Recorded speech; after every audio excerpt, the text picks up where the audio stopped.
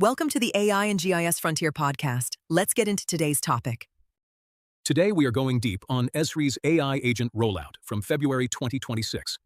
4 new assistants hit beta simultaneously, and the underlying architecture tells you exactly where Esri is heading with autonomous workflows. This is one of the most significant platform updates they have shipped in years. 4 assistants at once is a lot. What did they actually ship?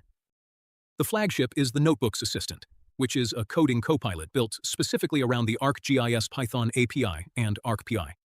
Not generic Python help, it understands the spatial data structures, the geoprocessing tools, and the ArcGIS object model. Next is the Solutions Assistant, which recommends which packaged ArcGIS solution fits your use case. Esri has hundreds of these pre-built solutions for things like utility asset management or public health response, and finding the right one has always been painful. Then there is the Item Details Assistant, which auto-generates metadata, titles, summaries, tags, and field descriptions. Esri framed this one explicitly as preparing your data for AI. And finally, the Arcade Assistant expanded beyond ArcGIS Pro into Field Maps and Experience Builder.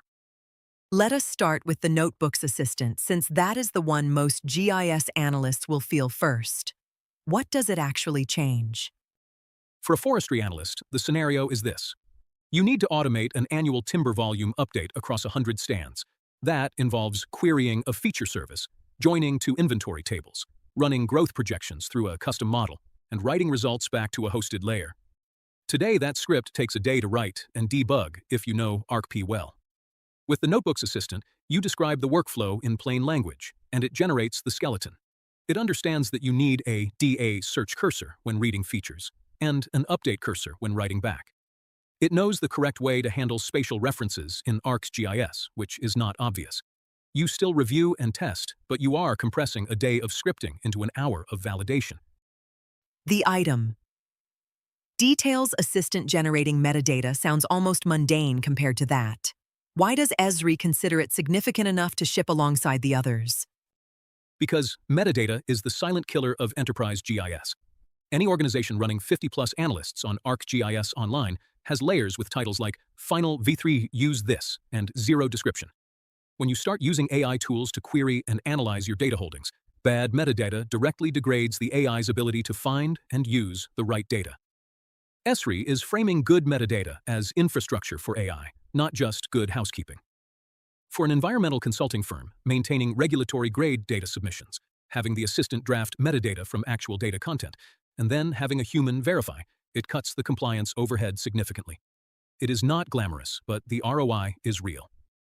What is actually running under the hood? How did Esri build these assistants?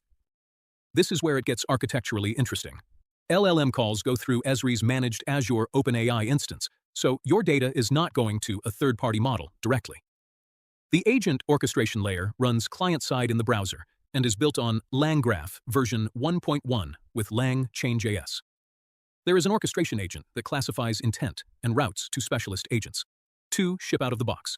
A navigation agent that helps users move through the platform, and a data exploration agent that can query and summarize your data. But developers can register custom agents using a LangGraph state graph. That extension point is the most significant part of the architecture from a long-term perspective. Why does LangGraph specifically matter here? Could Esri have used a simpler framework? LangGraph is built for stateful, cyclical agent workflows. Unlike a simple chain that runs once, LangGraph lets an agent loop, check conditions, and return to earlier steps. For GIS analysis, that matters because real spatial workflows are iterative. An agent might run a proximity analysis, find that a threshold parameter needs adjustment based on the result, and rerun. A simpler framework forces you to predetermine every step. LangGraph also makes it much easier to add memory and human-in-the-loop checkpoints, which is essential when you are touching regulated data. Esri choosing LangGraph signals they are not building a toy chatbot. They are building infrastructure for the agentic tier they have described publicly. You mentioned an agentic tier. Esri has been talking about their AI taxonomy. How does this February release fit into that? Esri divides their AI strategy into 3 tiers. Scientific AI is the pre-trained geo-AI models, things like deep learning for feature extraction and change detection. Assistive AI is these February assistants, where a human is always in the loop and the AI accelerates tasks but does not make decisions. Agentic AI is the third tier, autonomous multi-step workflows that can plan and execute without constant human prompting.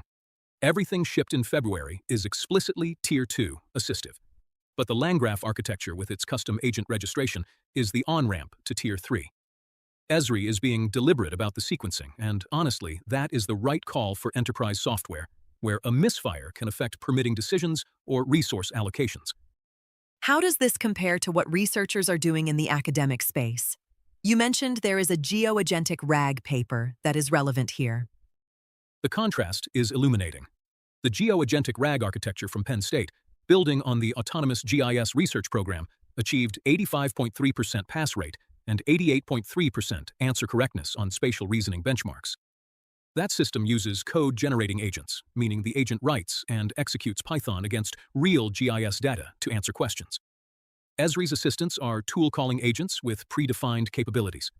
The academic approach is more ambitious and more capable in an open-ended sense, but it also generates arbitrary code at runtime, which is not acceptable in most enterprise environments where data governance and reproducibility matter.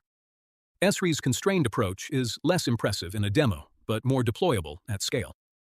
The Landgraph Foundation does leave a clear path toward code-generating behavior once the governance layer is robust enough to support it. What about the governance side? Who controls these tools in an organization? Esri added new role-based privileges specifically for AI assistant access. Administrators can grant or restrict at a granular level. During beta, there is no credit cost, but the documentation is explicit that LLM calls will eventually consume ArcGIS online credits. For a provincial forestry agency running a few hundred licensed users, that pricing decision will determine adoption rate once beta ends. The governance controls also matter for data sensitivity. If an organization has layers containing personally identifiable information or legally restricted resource data, they may want to restrict which users can send that data context to an LLM, even through Esri's managed Azure instance. For someone doing forest inventory work specifically, what is the practical sequence of impact? What do they feel first? The Notebooks Assistant hits first and hardest. Forest inventory workflows are heavily scripted, and the ArcGIS codebase that most forestry organizations have accumulated over 10 years is dense and brittle. Getting the assistant to explain legacy scripts, refactor them to use current API patterns, and generate new tools for updated data standards is immediately valuable. The Item Details Assistant becomes valuable in the second wave, when the organization starts seriously trying to use AI to query across its data holdings. And the Solutions Assistant matters most for organizations that are not yet deep into custom development. It points them toward Esri's pre-built forest management and wildfire risk solutions, so they are not reinventing infrastructure that already exists. Are there failure modes people should watch for as they adopt these tools? 3 main ones. First, the Notebooks Assistant will generate plausible-looking ArcP code that has subtle errors, especially for raster operations, network datasets, or less common spatial reference systems. The code reads correctly, but fails on edge cases in real data. Always test on a sample before running against production.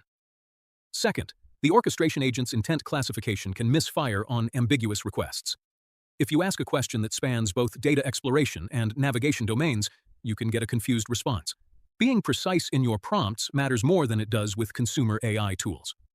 Third, the Landgraph architecture means agent state is client-side in the browser. This is intentional for performance, but it means long-running agent tasks do not persist if your session times out. Esri will need to address this before the agentic tier workflows can run reliably. Final question. If someone wants to get positioned for when the agentic tier actually ships, what do they do in the next 6 months? 3 things.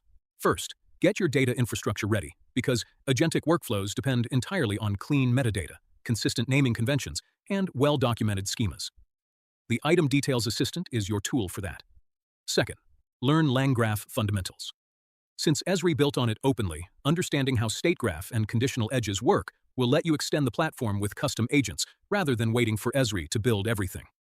Third, experiment with the Notebooks Assistant seriously, not just for script generation, but for understanding how the AI interprets your workflows.